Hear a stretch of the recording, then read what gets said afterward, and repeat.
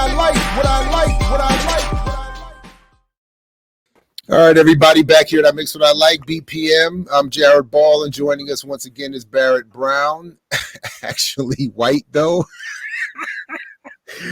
Anyway, this guy, so I don't know, I don't have a proper biography, admittedly, in front of me, but Barrett is a longtime journalist, activist, reporter extraordinaire, especially on issues of the state and the internet and the interwebs. He's also a political prisoner, former political prisoner who was locked up for this work. So we always appreciate that kind of stuff. And I certainly appreciate the work that you've done. I've learned a lot over the years. So it's good to talk with you again, Barrett Brown. Welcome back to the program. Thanks again for joining us. Good morning to you, or good afternoon. Thank you for having me. I wish I had a third of that last guy's energy. Yeah, right. I know, right? That was great. How do people maintain that pace in life? Who was that? What the hell was that? Jim Nadell is a among other things is a psycho. I don't know what was he. I read the title.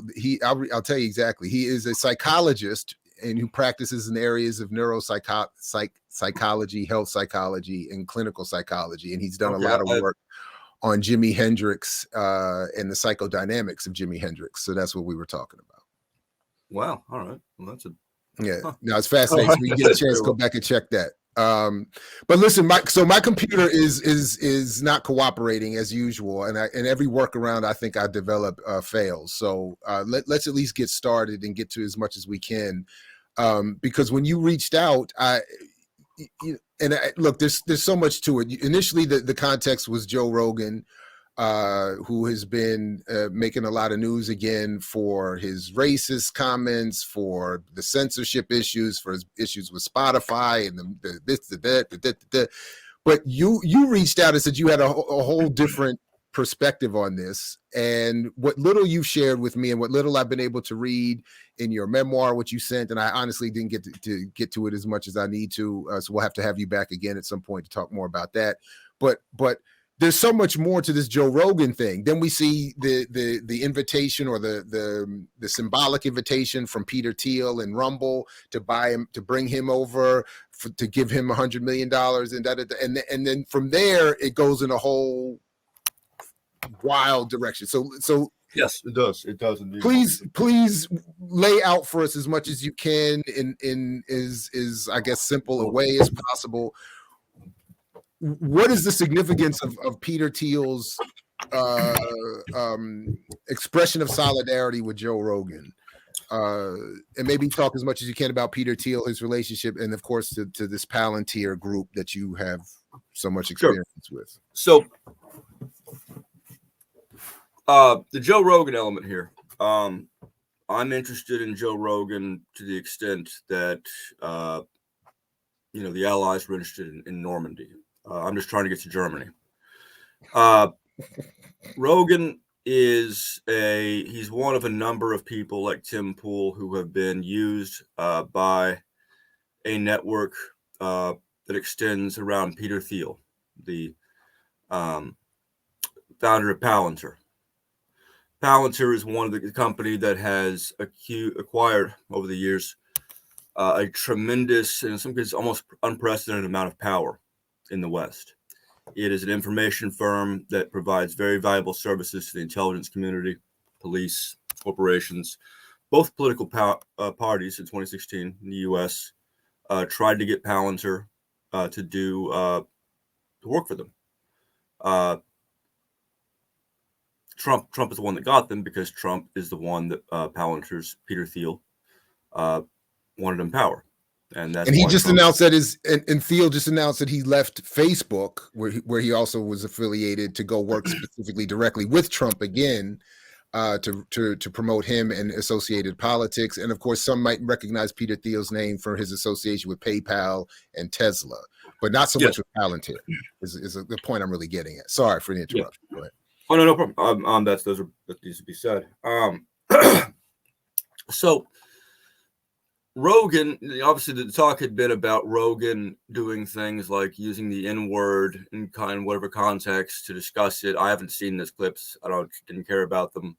The more legitimate, I think, issue, like the more like harder to dismiss issue, was him having on guys, sort of race scientists, or actually people who weren't scientists but who were espousing modern iterations of race science, incorrect science in each of these cases. You had a guy on saying that there was a gene that that blacks had, just blacks, that predisposes you to violence, and of course that's not the case. That's a gene that's prevalent across ethnic groups. Anyway, the real issue with Rogan is that he has, for at least since at least 2017, has been a major piece of Peter Thiel's multifaceted, multidimensional army, which he uses to further a philosophy that he calls Dark Enlightenment. The Dark Enlightenment, which is still a term that's not very well known, in Thiel's own words, in the words of other of its espousers, if that's a word, is an anti-democratic, sort of neo-reactionary or neoconservative, technocratic. I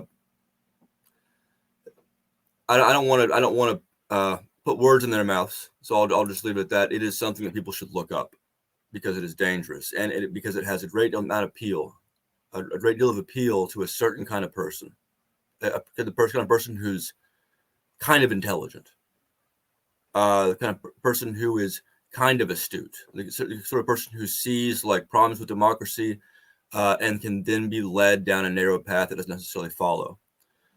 Technicians, cops,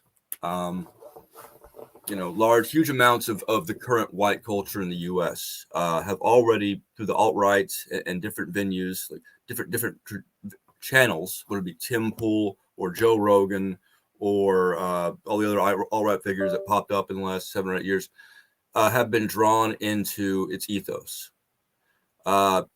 And it's the greatest challenge that we will confront as a civilization, politically, in the foreseeable future. Trump is a result of the Dark Enlightenment through Thiel. So Rogan, more specifically, has been a creature of Peter Thiel since, like I said, 2017. And I didn't understand this until this new Joe Rogan thing happened, this whole controversy, because I don't really care about Joe Rogan. I don't watch any podcasts, and but I happened to see, someone sent me the other day during this controversy, a tweet by Andy No. Now, Andy No is a guy who got his start by being heavily entrenched in Proud Boys and Patriot Prayer groups, militant groups, which he supported. In fact, he was caught supporting them, which is what led to. Let me put it this way: a couple of years ago, Andy No accompanied a Patriot Prayer group meeting. They were meeting to plan an attack on the Cider House Riot, which is a left-wing bar in, I think, either Seattle or Portland. I forget. I get those two cities confused because I think they're pretty much the same, aren't they? And he accompanied them, and they attacked, and a woman was left paralyzed on the along the left side. And he characterized the whole thing a certain way, and then a few while later, a video came out showing that Andy No had been involved in this. As in, Andy No was involved in the planning and execution of a violent attack by a white supremacist group. That fact managed to elude a lot of the press. What didn't elude the press, what made every single major outlet for like weeks and weeks a couple years ago was that Andy No had a milkshake thrown at him by an alt-right Antifa, by Antifa or whatever kid, and claimed that milkshake was filled with concrete mix, and then it caused a blood bleeding in his head, that he had brain injuries, which would have really did not pan out over time. Anyway, so Andy No is a con artist, and he's involved in some fascist groups, and we could spend all day explaining all those connections, but let's move on.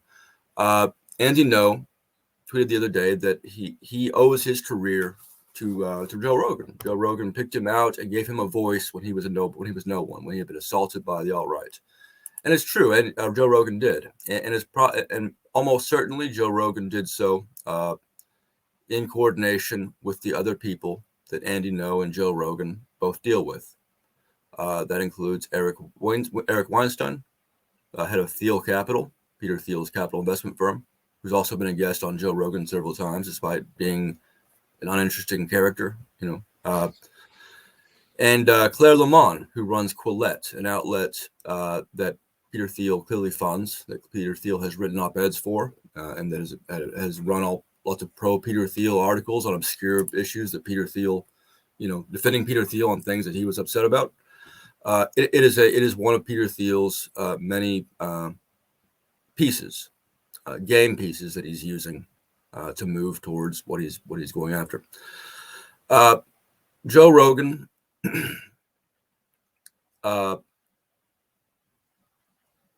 This is something that's been public. So a lot of these pieces have been public, but not put together for a while, and that's true of so many things that are important these days. In a profile of Claire Lamont in Politico a couple years ago, it starts out with Claire Lamont meets with Eric Weinstein for dinner. Eric Weinstein, Thiel Capital fellow, as well as a couple other people, and Joe Rogan. And they're all part of what Politico describes as the intellectual dark web. That's another more well-known and a little bit more euphemistic term for the Dark Enlightenment. So Joe Rogan is connected through all these different links, not just as people he interviews or knows or wants to give a voice to, people he works with and operates with and has dealings with. Almost certainly business dealings in California directly. That we'll get to that next week when we're ready.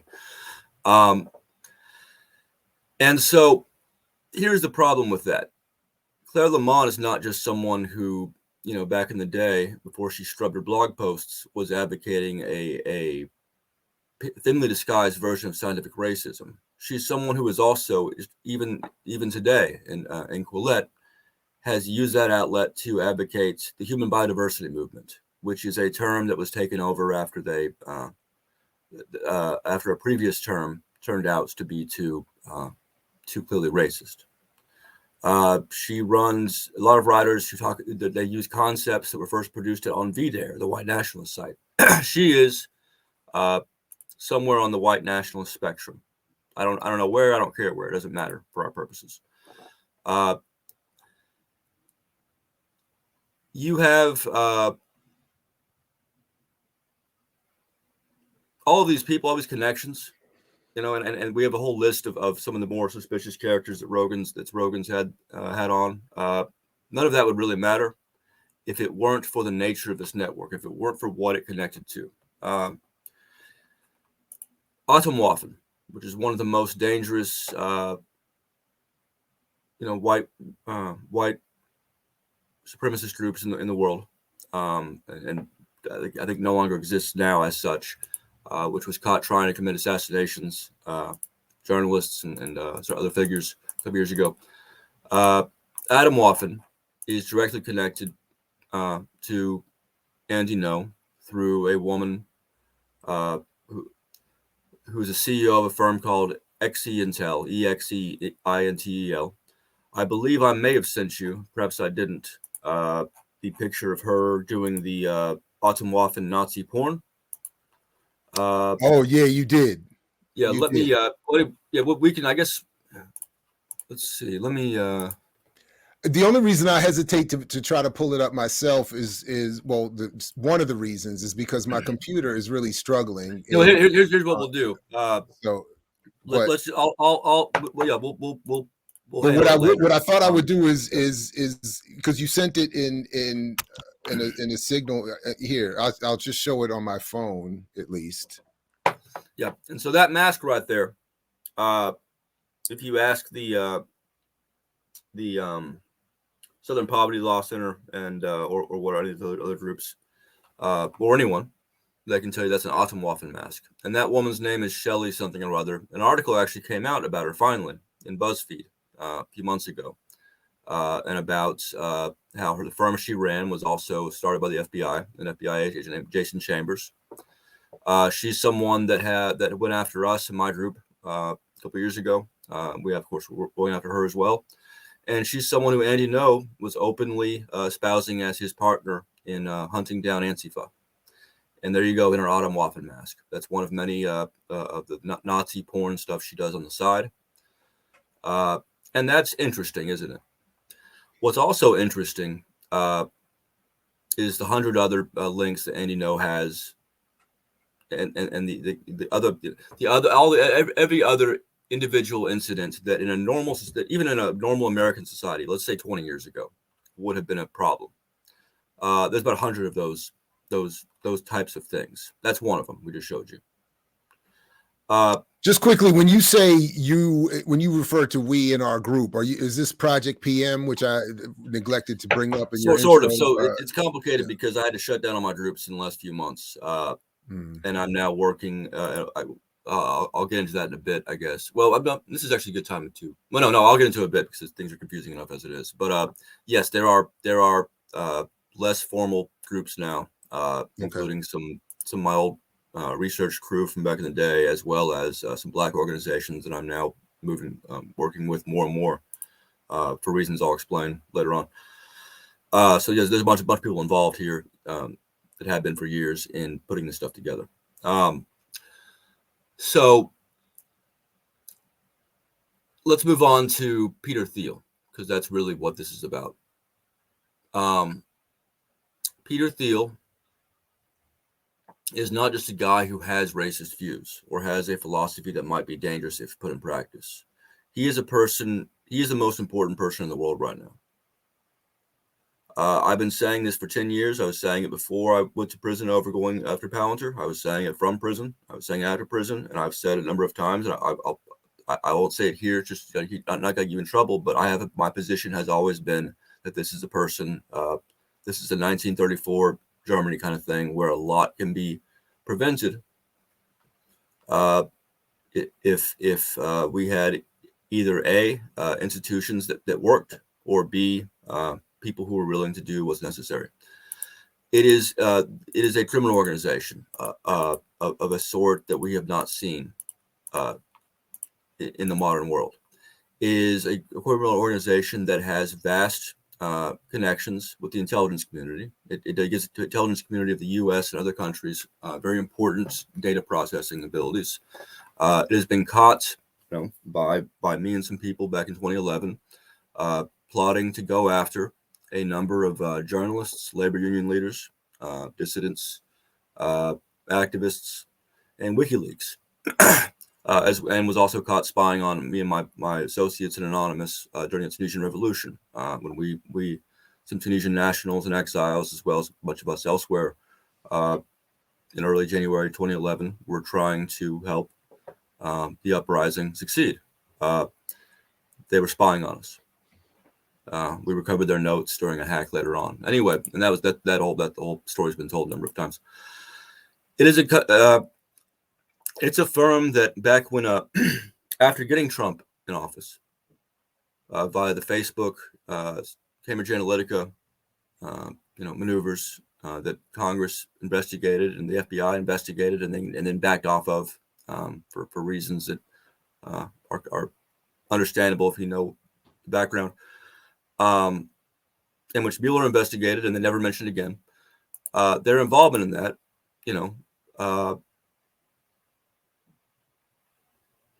is indicative.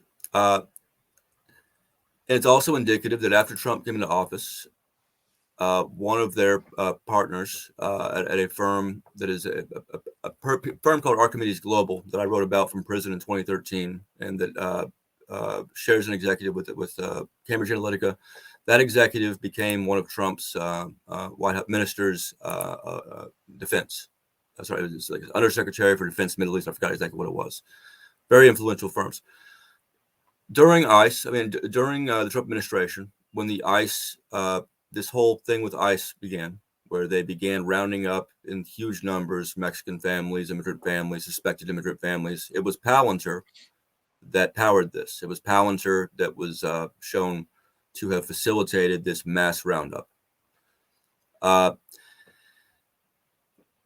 Palantir doesn't just do explicit, anti-democratic, criminal, otherwise questionable activities. It also has a really mainstream, wholesome presence around the world. It controls data for the NHS here in the UK. It does census data in the US and I think also in the UK. It does hundreds of things. It helps run the UN's refugee data collection program. And I want people to keep that in mind when in a second. It has spin-off companies, and Durrell is my favorite one because it's staffed by some of the executives that we caught that were most involved in the Themis scandal in 2011, where they were trying to intimidate journalists, to set up activists for crimes. Back during that scandal, Ballantyre said, "Oh, we found this one or two guys. We didn't know about it. We put them on suspension pending investigation." They were promoted afterwards a few months later, and now they work at Enduril. And Enduril creates drones, among other things, for protecting immigrants, for catching immigrants. So we have a German-born, and with all due respect to Germany, he is a German-born individual of great intelligence, of tremendous ambition, with connections, beyond what a degree of political connection accrued over 10 years that is unprecedented. Again, both parties wanted Palantir in their campaign in 2016. That's not public yet because very few people have gone through those some of the emails that were leaked from Podesta in 2015 or whatever thoroughly. And in those emails, it shows the Hillary Clinton campaign trying to reach out to Palantir. But that wasn't going to happen. Thiel had made his decision. Trump would be in the White House. This is a German-born person who has openly opposed democracy and runs a lot of our democratic institutions. Has been caught attacking our democratic institutions via these companies. He has run things like Joe Rogan that have helped to contribute to the last several years of civil disturbances, as we might call them, in which the far right has managed to do everything from run over people in Charlottesville to break into the Capitol building without quite getting the same degree of scrutiny and oppression as my friends at some of the Black activist groups in the U.S. Have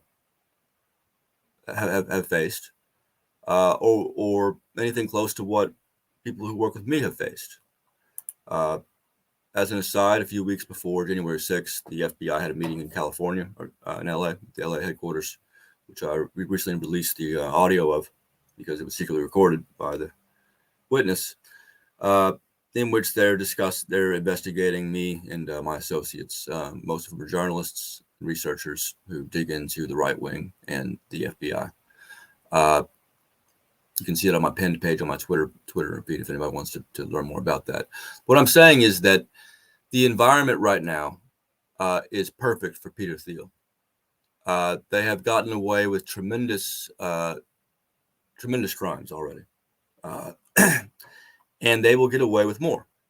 Because despite all of these things, despite all the sacrifices that have gone into digging into Palantir, and despite the number of times they have been caught, number one, attacking democracy at its very core, elections, press, labor unions, public knowledge, they have on every occasion weathered the storm.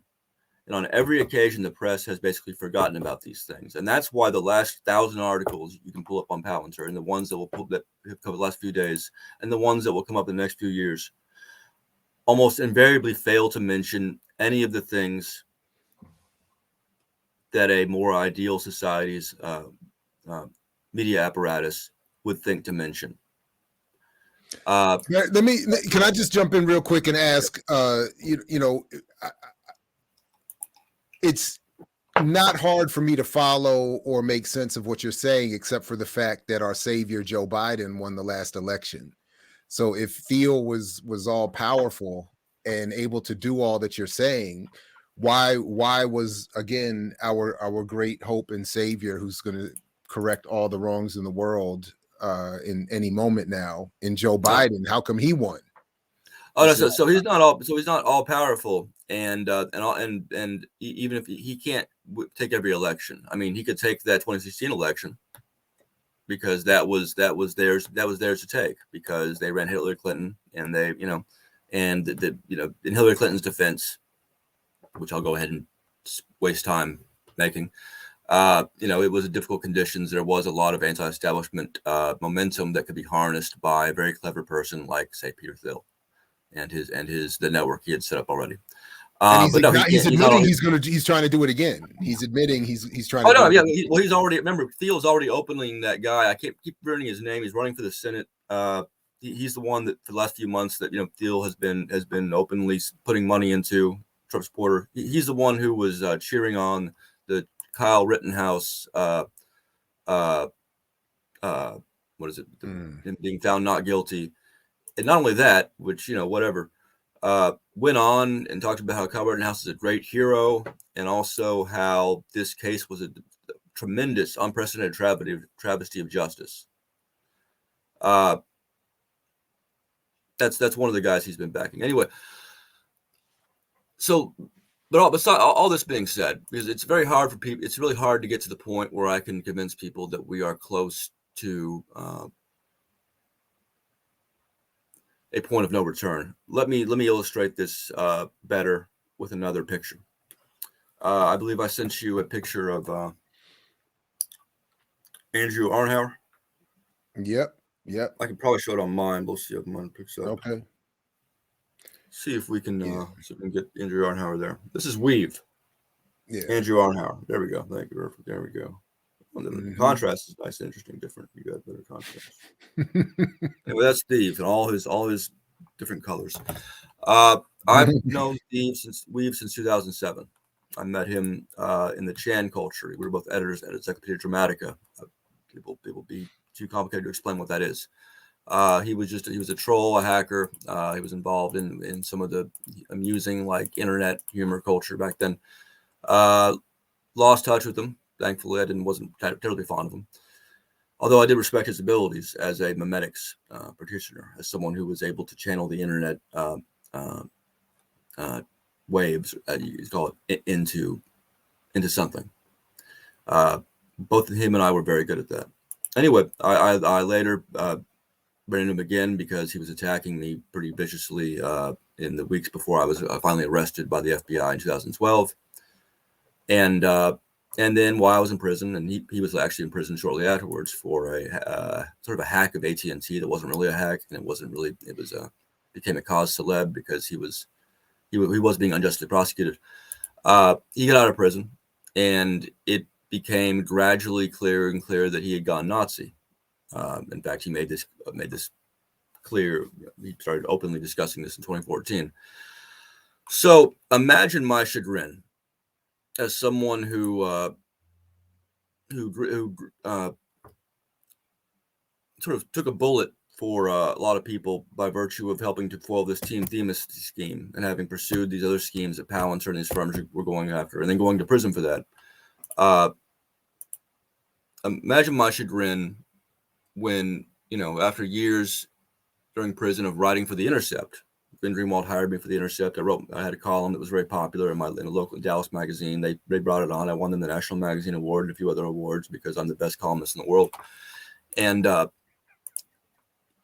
years later, I come across an exchange that's been floating around among what you might call my community for a while, which I had never gotten around to reading. Just a few days ago.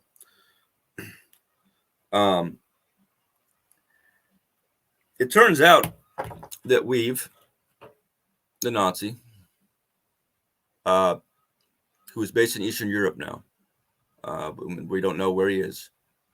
People have been looking. Who ran Daily Stormer's site for them, for instance, for a number of years. I don't know if he still does. And again, when I say a Nazi, I don't mean just he's a Nazi as a swastika tattoo. We got a lot of that in prison, doesn't necessarily cause any direct effects. I mean, he's a Nazi who was active in doing what you might call Nazi stuff. Imagine my chagrin to learn that he was approached by Pierre Omidyar and Peter Thiel in 2014 and put to work for them, and has continued to work, at least for Peter Thiel, ever since.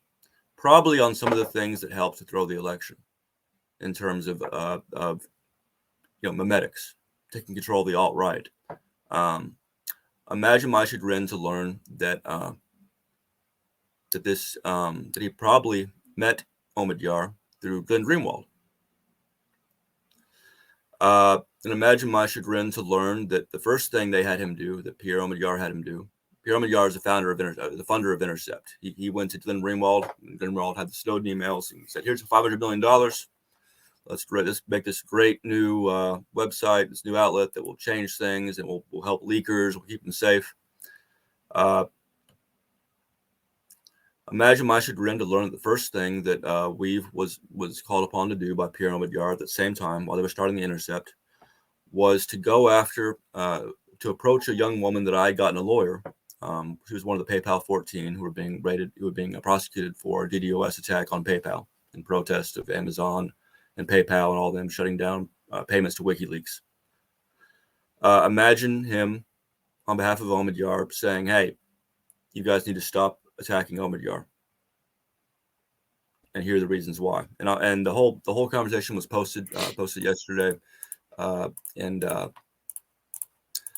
it's extraordinarily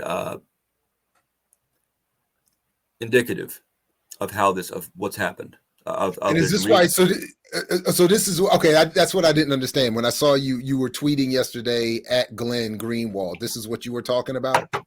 Yep. So okay. Yeah. Because Glenn, now, but you're not saying, because you said probably. So like you don't. When I say probably, I mean almost certainly, and I'll get into the specifics of that later on, because there's some elements here that some people who were still out of prison at the time and were around know better than I do, because a lot of this happened in 2014 when I was still locked up. But I mean almost certainly. I mean because Glenn came to know Weave was brought around back when we got out of prison, among a lot of the activist stuff, because again, as yet he was not known as a Nazi quite yet, except among those who knew him well, I guess, and didn't care. And so there's a movie called Hacker Wars, a documentary called Hacker Wars, that's about me, Jeremy Hammond. Both of us are anti-fascists, both went to prison over the same incidents, over going after companies like Corvus that help Bahrain and Saudi Arabia press dissidents, and me, Jeremy Hammond, and Weave, because Weave was sort of rolled into the activist, hacktivist whatever deal, out of naivety. There's also a New York Times op-ed from 2013 that compares both me and Weave to Socrates. On the again, it's still before Weave is known as a Nazi, but again, Weave was not an activist. He was never an activist. He was always a piece of shit. He just happened to get prosecuted wrongly for some activisty stuff. But yeah. Anyway,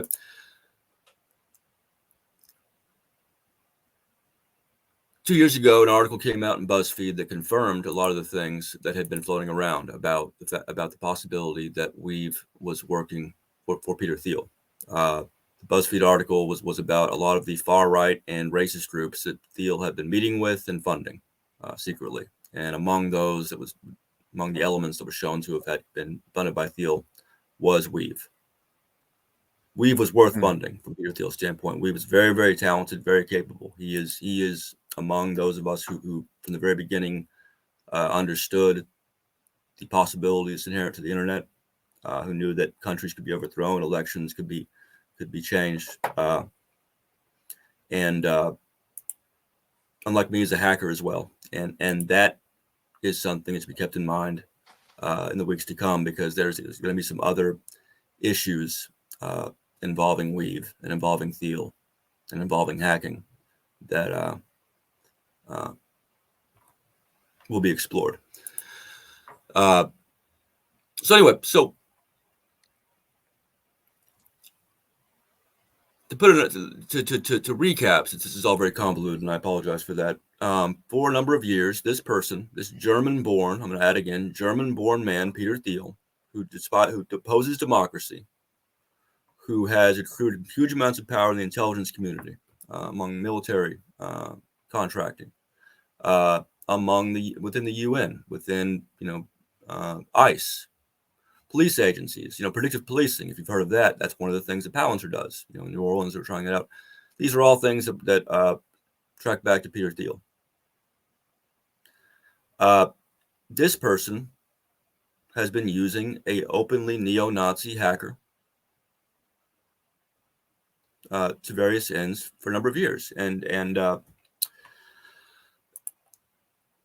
it gets worse because Glenn Greenwald, one of several people who I served to the extent that I was willing to die or go to prison, and luckily only had to do one of those things, because I admired them so much and thought they were the future. They were the top. They were the wedge we had in order to fight the establishments in the right way. Glenn Greenwald has been, and this is something I did not realize until recently. So, and I'll go back and say a lot. There's been a lot of conversations for years among, and I've been asked this, and I've asked others, what is Greenwald's deal? Why is he doing some of the things he's done? They don't seem to track. And there's different theories, and there's people I know who knew Greenwald and Collins a long time ago personally, and who dealt with them. And my own conclusion is there's just something wrong with him, something wrong with his head. I mean, in a way, it's probably not uncommon among civil litigators like him, or people who gain power, people who do very well in life. There's something wrong with his moral compass, which is shocking to me because I thought quite the opposite a long time ago. Anyway, and what can you if not to get you off track, but what are I'm already off track. What is the behavior? Well, what is the behavior that has you concluding this? Because I don't follow him that closely. So other than going on Tucker Carlson, I don't really know what he's doing. Yeah, so here's a good example. So you remember the whole thing about Team Themis and Anonymous 2011, where we exposed this whole plot, that Palantir was running to go after these journalists. Well, Glenn Greenwald was one of the journalists, and if you go back and anybody just Googles Greenwald and Themis and Palantir, you'll find that we presented this to him. We said, look, here's what they were doing to you and these other groups and blah blah. And he's like, oh shit, and he wrote about it, and I went to prison over that. So it's kind of weird. And then, he wrote articles about how I was being prosecuted, like everyone was doing at that point, being prosecuted for my, in retaliation for the things I had brought to light about powerful people and companies like Palantir.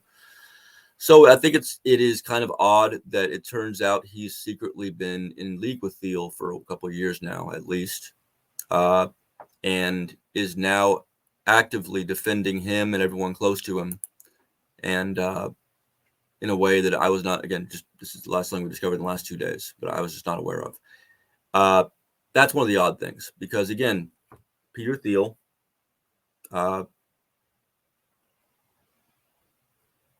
runs a huge intelligence network that is not libertarian, not civil libertarian,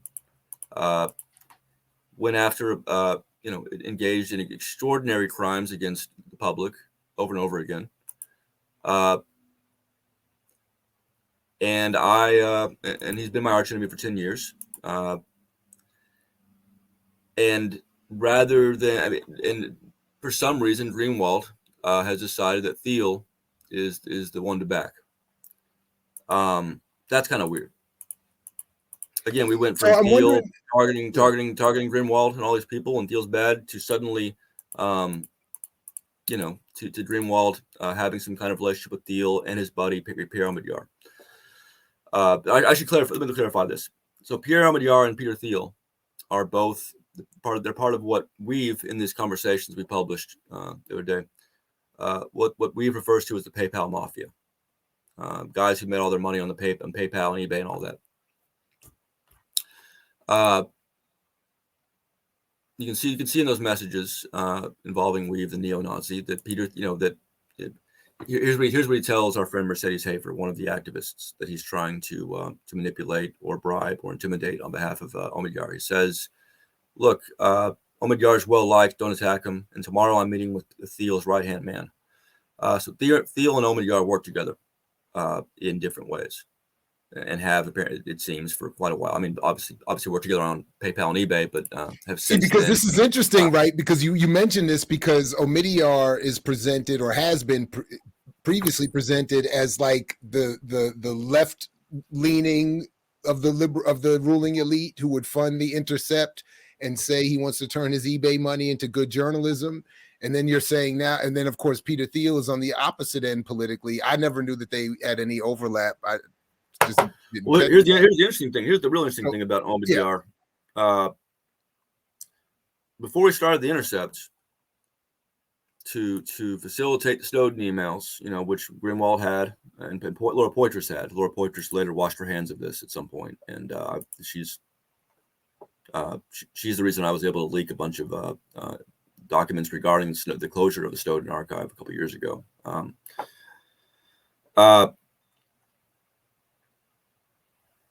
Omidyar, before he started The Intercept, wrote publicly.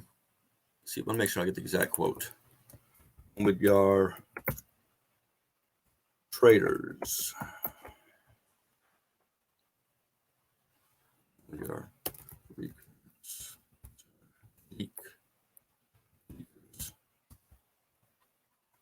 So while Barrett is looking that up, please, folks, click like, join, subscribe, click the bell, all that good stuff. Help us keep the lights on, as they say, and tell a friend to tell a friend, as the ear doctor encourages. Invite them on in, or like my man Math Hoffa would say, get in here. Hold on one second. Anyway, so we'll find the actual tweet again, because I want to provide the exact language. But it was him saying leakers should be prosecuted. That's Peter Thiel. This is Pierre Omidyar. Oh, Omidyar said that. Omidyar, after yes. paying all the money for the Snowden archive. Before. See, before he got into this, he had said that. Those were his actual beliefs. He was already tied to the intelligence community prior to this. There's a great article there's a couple good articles. One is by Tim Sharrock, I believe, who I've known for a while. Did the first book on Booz Allen Hamilton years before Snowden, who was employed there, revealed stuff about that. Great book about it was a great article about Omidyar's ties to the intelligence community. See, a lot of us have been trying to figure out exactly what's been wrong with The Intercept and Greenwald for a while. You see, some of us worked for The Intercept. Ken Silverstein's another good example. He used to write for Harper's, a bunch of other outlets. A good friend of mine left The Intercept. But Glenn left The Intercept. Well, he did, but here's the thing. Glenn left The Intercept over two editors that I had left The Intercept over right after I got out of prison. Different reasons. They wouldn't run his stuff. Some article that he wanted to write, but that wasn't the real reason he left The Intercept. The real reason he left The Intercept is because of the degree to which The Intercept has been is compromised, tainted. Like there are some things that are just not going to stay unexplored forever, and some of them involve the Reality Winner prosecution. Some of them involve the Daniel Hale prosecution. Some of it involves the fact that it involves the fact that Reality Winner and John Kiriakou have both openly denounced some of the writers at The Intercept for having gotten them imprisoned. There's a lot more there. Sam Biddle, guy who was one of the guys who was given the Reality Winner documents, he had previously celebrated my sentencing about a year before this. And years before that, he had written an article in cooperation with some FBI cooperators, and one who was had been hired by H.B. Gary, one of the firms that we exposed, wrote an article about how terrible Anonymous was. This was about a month after I was raided by the FBI.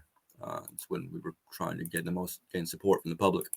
And the article is filled with things that Anonymous did not actually do, but were actually done by federal cooperators. And I know this because I have all their correspondence. I had the correspondence between him and them, and because he reached out to me for the article and did not mention any of that. And it goes on and on. Trust me. Sam Biddle was hired. So in other words, if for me to simplify it for myself, what I'm hearing you say is that Omidyar and Thiel are opposite ends of the same coin. They are national. They both value national security. Neither of them are interested in whistleblowers, except to the extent that they realized it would be a great opportunity, with Greenwald to set up something that would intercept leaks. And they did so in conjunction with the intelligence community that both have been connected to firmly. And the evidence, the pieces of there, the things that had been for years before any of us really knew what was going on.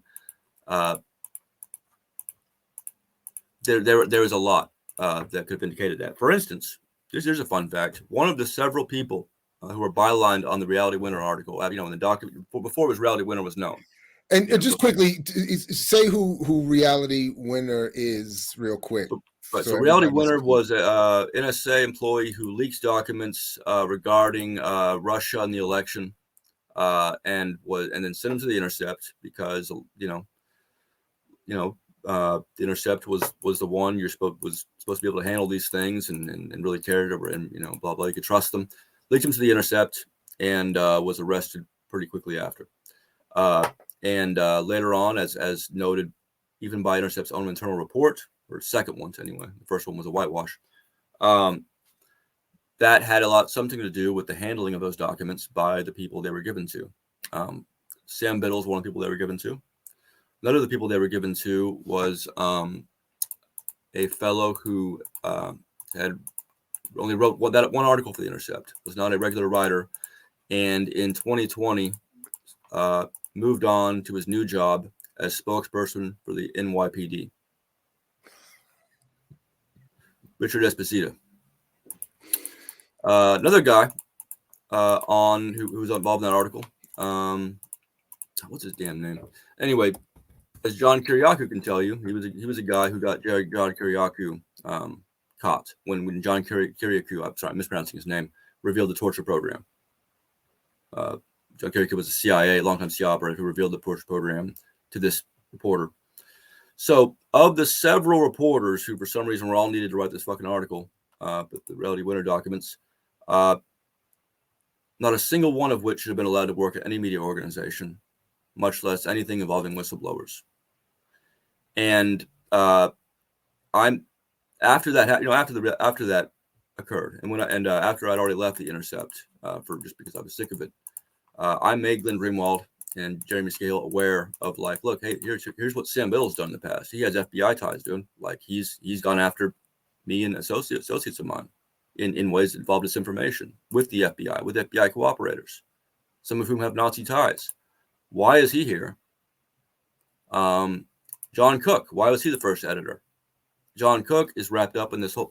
There's a lot, unfortunately, and anyone, if they just look up my name and these people's names, if you look up Barrett Brown and John Cook, you'll find some stuff. And bottom line is, better yet, you can see about John Cook right now. But if you look up Sabu, John Cook, Adrian Chen, or Sabu, Sabu, John Cook, great article by Del Cameron or Dan Stuckey, I forgot which one, but maybe Andrew Blake as well, from 2014, showing that they were trying to, anyway, just look up John Cook. That was the first editor of the Intercept, and that is a very suspicious choice because he is absolutely fed it up. Let's say he is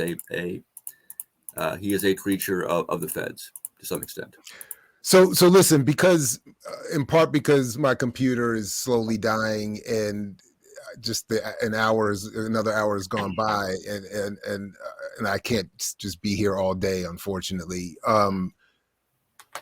We definitely have to do this again, and because there's so much more, and I haven't even gotten too far into your memoir yet. So I really want to read that and talk with you some more about that. But just to put a bow on this part of this today's discussion, this thing with Joe Rogan that's getting all this attention is actually much more nefarious. And one question that I did want to ask is that, to what extent do you think, so as I've just been, I haven't paid too much attention, but as I've just been looking at a little clip here, a headline there, whatever here, a few minutes there, it feels like a lot of what is supposed to be this, well, all white, I was going to say predominantly white, but this white alternative, I guess, left of center media environment is coming to defend Rogan. And I'm wondering, to what extent is that just a sort of affinity for him or his politics or his worldview, or to what extent do you think that the Palantir, Thiel tentacles have reached beyond even just Joe Rogan, or is he big enough to influence all of the so-called lesser? Oh yeah. So in this case, I think I would imagine most of it's organic. I have not looked closely at how this is played out. I did not pay attention at all until someone sent me the thing about his dealings with Andy No, because as you may remember, Andy No is helped get me arrested a few months ago. Right. Basically, between Peter Thiel, Claire Lamont, and Andy No, all of my bans on Facebook, which were sometimes reversed and then eventually, on Twitter, all involve these people. I went to prison for Thiel. Went to prison here went to the immigrant center here in the UK because of Andy No. Banned a couple times on Twitter because of Claire Lamont. They're all part of this little group. And so that's it. The point here isn't that they're going to be mean to me. The point is, think about that.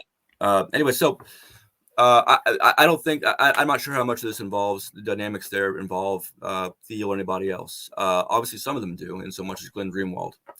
You'll also have people like Yasha Levine. Is his name Yasha Levine? Anyway. Yeah, Yasha Levine. I mean, I only know him because of the Surveillance Valley book, which I really appreciate. You about to mess that up for me too? Yasha Levine has began working for Thiel in 2013. Are you serious? Yes. I don't know if he does still, but he definitely did between 2013 and probably 20, maybe still at 2017, 2018. And we can go into that another time. But and I've confronted him about this, and he's reacted the exact same way that all my targets do, with silence, like Greenwald. And that's another great thing. If anybody wants to know if Greenwald is on the up and up, they can go look at my Twitter there, Barrett B, and see our exchange. Remember, I'm a guy who's known Glenn Greenwald since 2009. Me and him helped out Michael Hastings together when Hastings, we've known each other for a long time. I took a bullet for him and a bunch of other people with the HB Gary stuff, and they were after him. Then they came after me. Went to prison, won them a National Magazine Award. He argues a lot. Greenwald is not known for being reticent about arguing on Twitter. He'll argue with like cool guy Philadelphia X14, So the fact that he will not respond to me, even to direct an accusation, or to anyone mentioning my name or asking about me, whether it be a journalist or anyone else, it's common. It's a common thing. And the reason is because as much as I am a kind of worthless, there are a couple of things I'm very good at, and one of them is going after people with only when I have the goods. Greenwald is so if Greenwald were an honest arbiter, if Joe Rogan were an honest arbiter, if these were guys who were really anti-establishment, they would not be conducting themselves the way that they are now. And that's the other thing is that we should do another show on this next couple weeks, because there's some other elements here that are really important that obviously need to be explored aside from the details and what other Nazis we have, because we've got more Nazis tied directly to these people. But let me wrap up. Let me conclude my point by saying after some 12, 13 years of working within the transparency activist community involving, maybe Anonymous, Telecomics, WikiLeaks, blah, blah. I've, for a number of reasons, I can no longer do so. It's too, the culture is too screwed up, and there's too much tolerance for FBI informants. So, you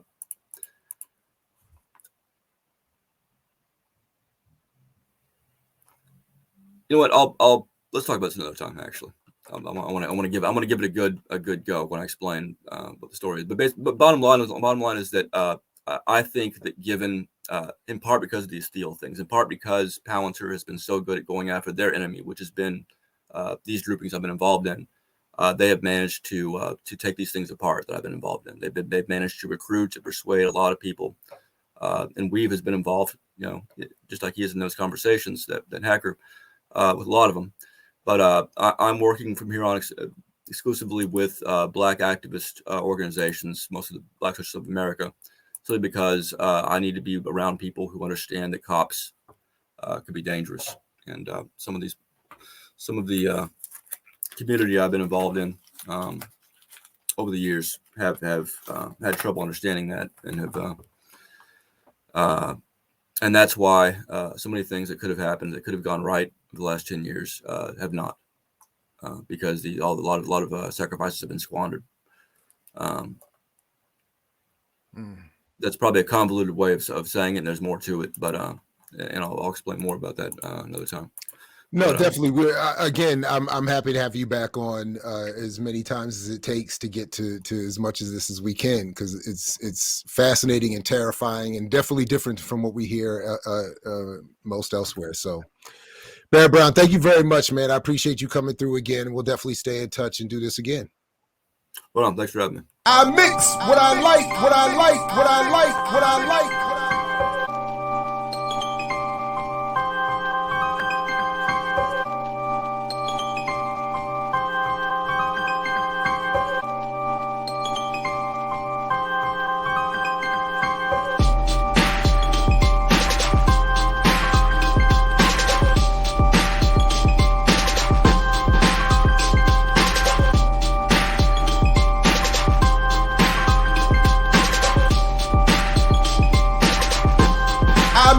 What I like, what I like, what I